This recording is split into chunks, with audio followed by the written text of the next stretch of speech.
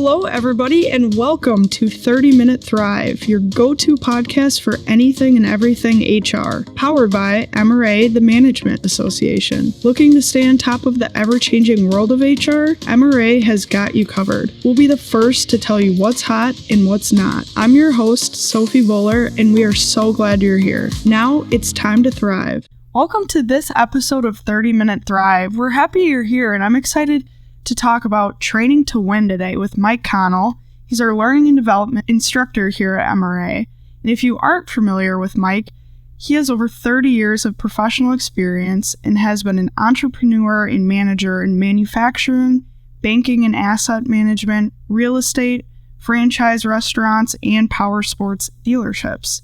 And in addition to being a learning and development instructor at MRA, Mike has also coached high school and college football for over 20 years. So he comes with a lot of experience, and today he'll really be highlighting his coaching and training background. So thanks for being on the podcast today, Mike. I'm excited to talk with you. I am as well. Cool. Well, I want to start off by asking how you really incorporate your coaching background to your training. I think the thing that's probably closest between them is I'm a proponent of individualization. So, even though, I might have 60 football players, and, generally as a football coach, between high school and college, 15 to 22-year-old young men. So a lot of similarities in that regard, but still, kind of individualizing what they're teaching, what we're doing. Same thing in the classroom. I obviously, if I've got 20 people and they're managers or leads, they all have different backgrounds, experiences, things like that. So I try to incorporate a lot of things that will potentially provide learning for everyone there. So flexing the different communication styles, to just different folks, how they communicate, motivation, why they're there and what they're trying to get out of it. And so I'm trying to figure out, what that is and give it to them whenever possible. Yeah, absolutely. So we'll be talking about coaching and training today. So can you kind of give a little overview on the difference between coaching and training? Coaching, it's funny because probably in the last 10 years, I see all these books on leadership and management. It's coaching. I hear all, a term. And I think a lot of ways it becomes the catch-all, where it's like, that's sort of everything. We say, well, that's conflict management, or that's everything's kind of coaching.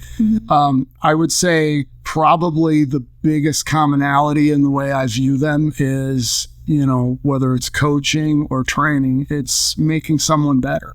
Number one is whether it's football or management training, it's a participation sport. So I always tell all the classes before we begin, I have two rules. So, and the first one is this is participation, right? This is not a spectator sport, so we're going to participate. So obviously with football, that's the case too. There are spectators, but they're just not on the team. Right. Very similar in that regard. When people are trained, they need to have responsibility for their role in it as well. No different than a player, in executing. So I think that's similar in those regards. Yeah, for sure. And then we're talking about training. It's really evolved over the years, where now we have remote training options and in-person and hybrid options even. So how do you think it's really evolved over the years, and has it become more of a necessity now, would you say, or what are your thoughts on that? Well, so before I was a trainer, when I was a manager, especially a young manager, somebody thought it was a really good idea to make me a manager in the 20s. What they were thinking. I think that's a great idea. To tell you the truth. So, what it was is it's very similar to a lot of people. I had success in a role. So, typical is, okay, well, you're good at doing the job, so why don't you lead some people doing the job? Without necessarily recognizing totally different skill set.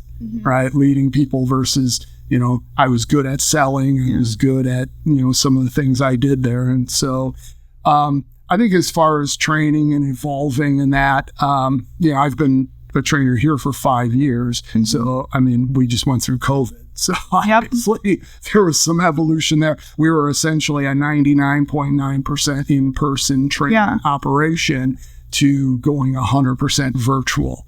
And we like to joke in our department that we had a 5-year plan to get to maybe 25 to 30% virtual.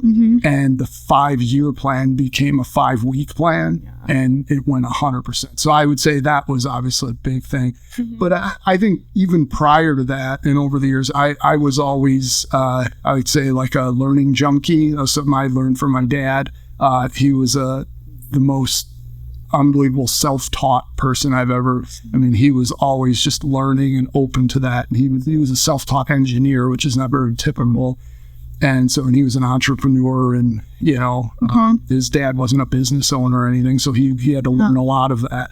So I think probably the biggest difference, and I even hear it now, some of maybe the older participants who will come in our class, they'll talk about they'll refer to the class as like a seminar. They'll use just certain weird lingo. Yeah, like, oh, it's like this seminar. I'm like, okay, or it's sort of like the webinar thing. People will call our Zoom training webinar. I'm like, this is not a webinar. Yeah, it's a different participatory thing.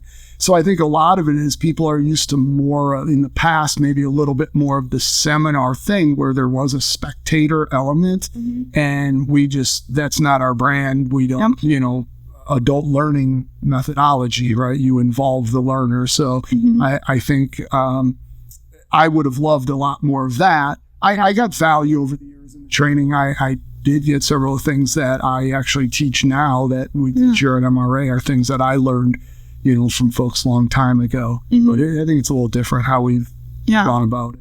And you just mentioned your older participants, and we've actually had a lot of conversation on the podcast about generational differences. So how does that really play a role in training? Like how do you train for different generations?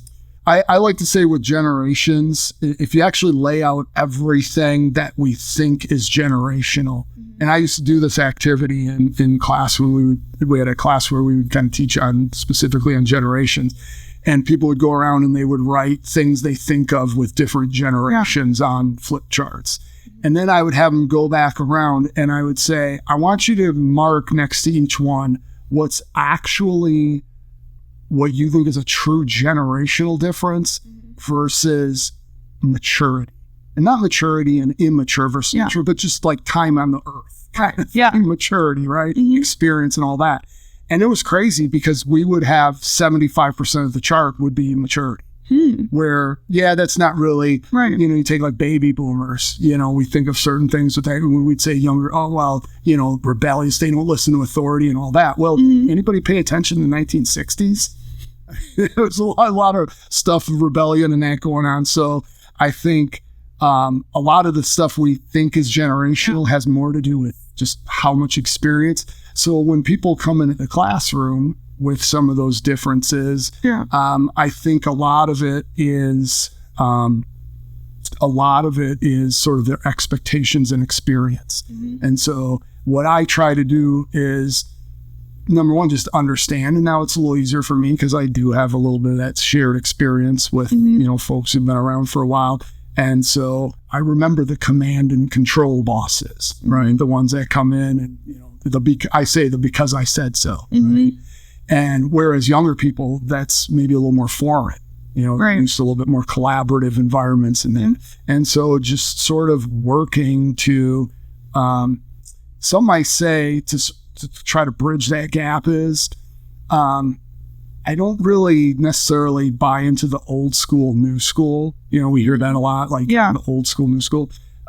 What I say is there's things we've gotten away with in the past, right? So when unemployment's double digits, people need jobs. It's a little different, right? We haven't had that for the last few years. Right. It's definitely an employee market in terms of their services. And so we do things different because of that. I think good leadership's always been good leadership, right, throughout time. And so I try to bring, no matter what the generation, I try to bring the training back to what's just the right thing we should do. Yeah, that's a good point. So this next question is probably a hard one to answer because there's probably so many things, but what is really your favorite part about training or coaching others? Sure. The people. I would love to say, so I've been in a lot of different industries. It's when you read my bio, wow, it's insane. Who would ever have a career like that, right? And part of it is, so looking back, I'm not the widget. Is that still a term? Like the widget? Right? I'm not a widget guy. I can get excited about anything. Like an economics professor gave us this, thing. It's how a pencil's made. And he had a particular reason why he had us read that, but it's like 2 pages. It's amazing. I mean, there's 17 different products and all this. I can get excited about anything. I've always considered myself on the people side, on the relational side. And so obviously that's why I moved into management, business ownership and that. But not because I can get passionate about any product. For me, the thing that's constant is people. And so with training, it's the same thing. I get as much, sometimes more from them than vice versa. I love that it's different. Every day I have different people in the classroom. I go out and do on-sites at companies and get to meet people and just, and so many similarities at the same time, right? Conflict, all these things, miscommunication, all that, but just the people element is so different. So I love that part of it. And kind of going off of this question, do you have any fun stories you can share, like success stories from people you've helped or coached or trained? My favorite thing to have is when people contact me, like LinkedIn or through email, and they're like, hey, and not even like, hey, it was a great class, but I have this problem. Can you help me? I'm just interested what you think, and that I eat that stuff up. I love it. But probably the one that to this day, the class I taught that had the most universal is not what you would necessarily think, because you'd think conflict management or coaching, this kind of stuff. So I had a company I did training for, and their HR manager actually was in a class we teach here. It's a half-day class called Business Email. Okay. And he was in there, and he comes up to me at the end of class. He goes, we have to do this in our company because we got lots of issues, right? Yeah. And what I always say is you get offenders, just people who do just stuff like the reply to all, right? For everything, or CC everybody in the company. And he says, we got a lot. So he says, can you come out? And he said, but here's the challenge. We have 75 people I want to put through this training, and our room fits 25. And I don't have the budget to do 3 half days. Right. Can you do a 1-hour version? And I was like, well, that's a lift. Yeah. That's a little bit. But I said, all right, let me see. I'll work it out. It's a little more presentation-y, but there's still some interaction stuff. But I'm like, okay, let's hit the highlights and we went through. I got done with that class, and I'm not kidding. There was, for 6 months after, now this company also sends some of their other managers through other training. I heard more positive feedback about a business email class. Yeah. Mike, it's changed the culture. Wow. People aren't doing the stuff that drives me crazy anymore, right? It's all these things. And I thought, well, it's communication, right? I mean, even though we call it business email, it's really like communication issue. And so I would say, I get a lot of great feedback, but that class to this day just stands out as the one. They're like, you changed our company culture. Well, that's going to be a great feeling, though. I'd be like, it was. It's just of all the classes, right? Just business email. That's kind of 1 hour presentation. And there you go. So. Yeah. Well, it has a great effect on people. So. Yeah. So how do you really keep people engaged then in your trainings? How do you keep them interested? Like you said, some of them are half days, some of them are full days. How do you keep people energetic to learn throughout the day? Well, one thing, and you can probably, if you talk to any of the instructors around here, we would all say the same thing. We're tired at the end of the day. So you have to bring your energy. Yeah. That's a big part. And one of the things for me, and this is just something I bring from management, I'm not necessarily the, high, bouncing off the walls, and I'm not Eeyore either. Right. Like I try to be pretty consistent. I think the biggest thing is I'm having conversations with people. So probably the biggest thing I would say in the sessions I do is we're working through material. Right. But I tell the classes, I want all the questions. Right. I don't want anybody leaving here with something that didn't get asked. And I tell them, trust me, I'm good enough. I'll get us back on track. Yeah. And if we get Don't worry. Track, we'll get there, right?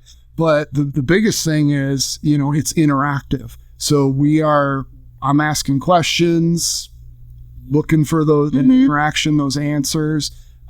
We do a lot of, obviously with adult learning, we do activities. Right. So I just taught a class this week on conflict management. I literally hand them scenarios and sit down in groups and they role play out that conflict. And so we do a lot of things to keep it interactive, and then we debrief those things. But I think the big thing is just, to me, it's not a stage or it's not an event. It's training, it's coaching. It's no different than I would do one-on-one with somebody. Right. It's just with a room of people. Yeah.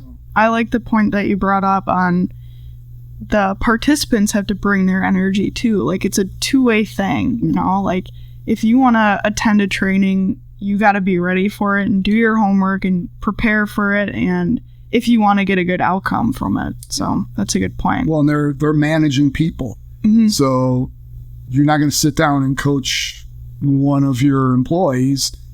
Just, hey, come on in here. Let's just have a random conversation. Like, have a plan. Right? And so I have a plan when I walk into class, but at the same time, my plan includes a lot of flexibility because every class is different.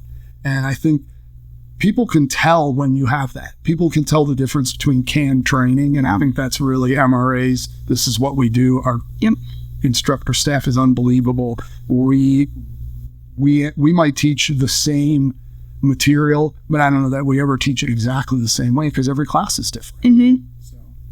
Well, as we close out our episode for today, the title of this episode is Spring Training, It's Time to Win.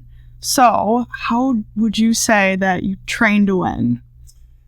That is an interesting question. Yes, it is. So, I've never had winning as a goal. It's a terrible goal.